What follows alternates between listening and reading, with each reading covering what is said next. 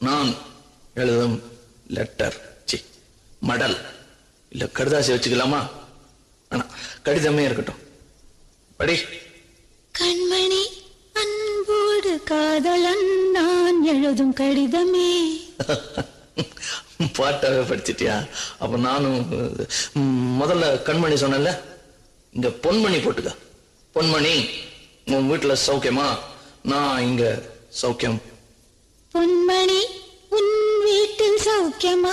நான் இங்கு சௌக்கியமே. உன்னை நினைச்சு பார்க்கும்போது கவிதை மனசுல அருவி மாதிரி கொட்டுது. ஆனா அதை எழுதணும்னு உட்காந்தா அந்த எழுத்துதான் வார்த்தை.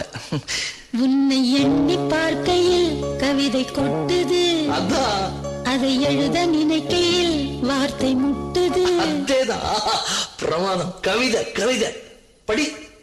கண்மணி அன்போ